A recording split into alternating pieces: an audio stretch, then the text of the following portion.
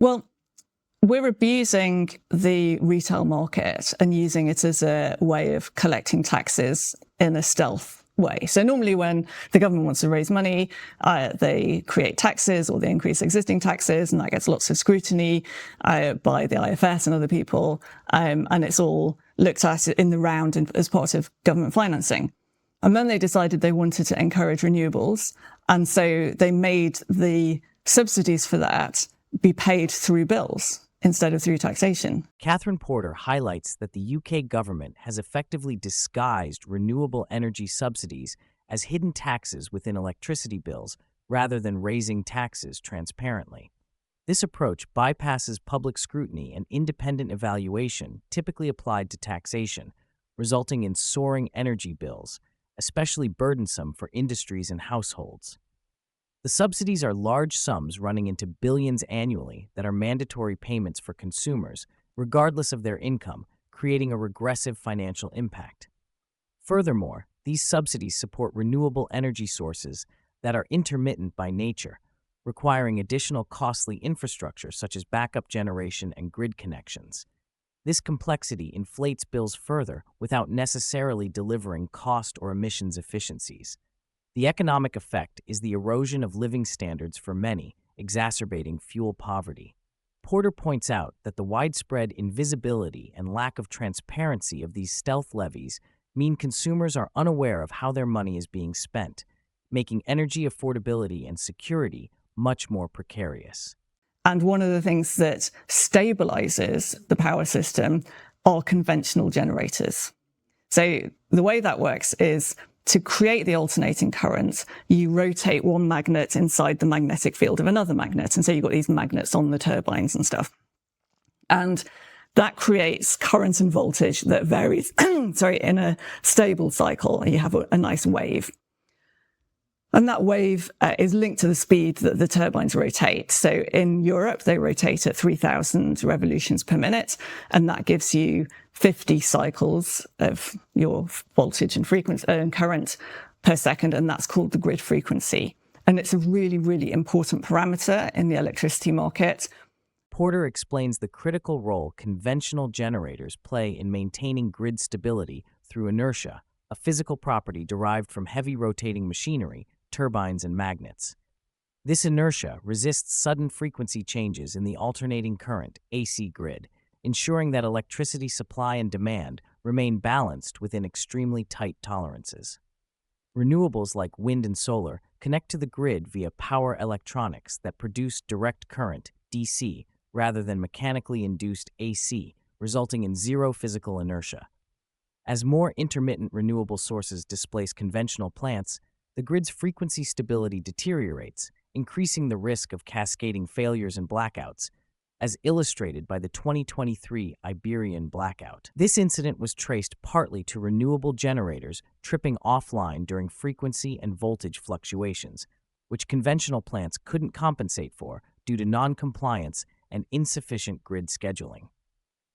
Porter stresses that the inherent physics and grid codes cannot easily or quickly resolve these stability challenges at scale, highlighting a significant risk in the UK's renewable heavy energy transition. About 2 weeks before that, they'd made a big song and dance about running the grid with 100% intermittent renewables for a very brief period.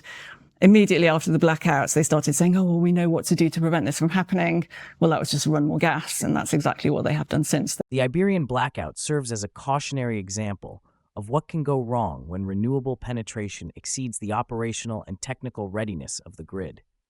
Porter details how unexplained frequency and voltage oscillations caused multiple renewable generators, particularly solar inverters, to disconnect prematurely due to grid code non-compliance. This destabilized the grid further and initiated a cascading failure affecting conventional generators, ultimately causing widespread blackouts that resulted in fatalities.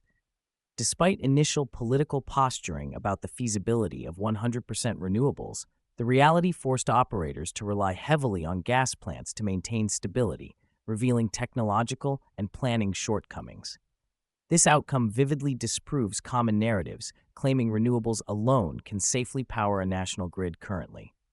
The incident underscores the importance of inertia conventional backup capacity, rigorous grid code compliance, and comprehensive planning to prevent catastrophic failures. Miliband keeps saying that energy prices are high because of gas prices.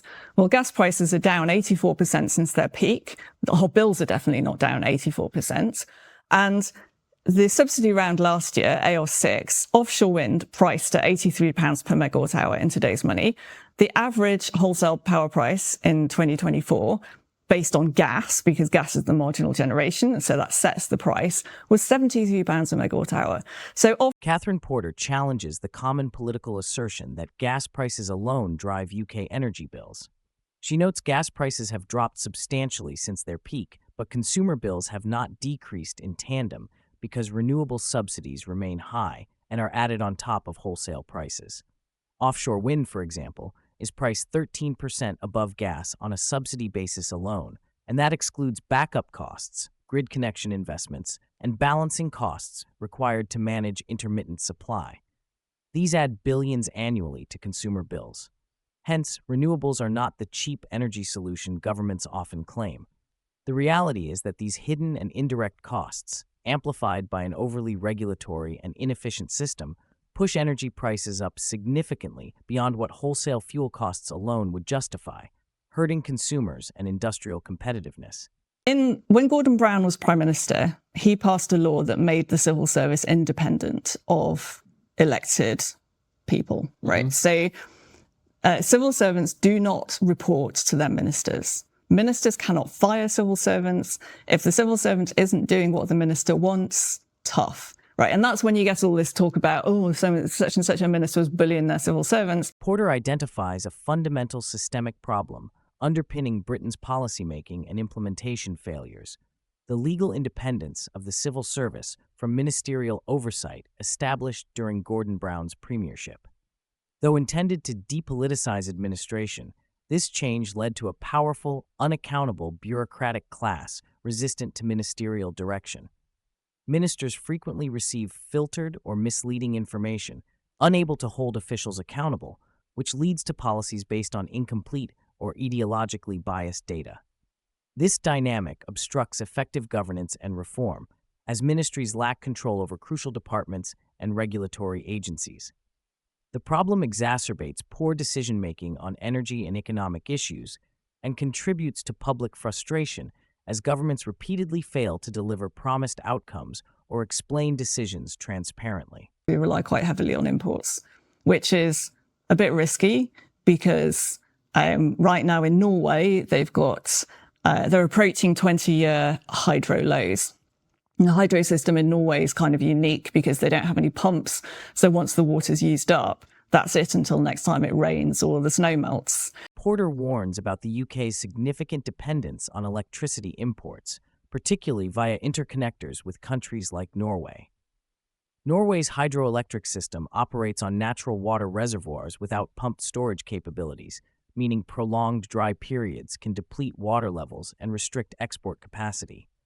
If Norway curtails exports due to low hydro reserves, the UK would face a sudden loss of a supply equivalent to 2 gas power stations. Given that the UK is already operating with tight generation margins owing to retiring gas plants and underinvestment in new capacity, such a scenario poses a serious energy security risk. Imports that currently supplement domestic power become an unreliable buffer, increasing the threat of supply shortfalls and blackouts during critical periods. Well, I mean, they think that the blackout at Heathrow cost tens of millions of pounds, and that was just at one airport. So imagine that across the whole country. Now, in Iberia, 11 people died, and that blackout happened in what I call Goldilocks weather conditions. Energy failures like blackouts have profound, costly, and sometimes tragic ramifications beyond immediate inconvenience. Porter references the Heathrow blackout, estimated to cost tens of millions, to illustrate localized economic disruption. On a national scale, blackouts threaten healthcare systems, transportation networks, and vulnerable populations' safety.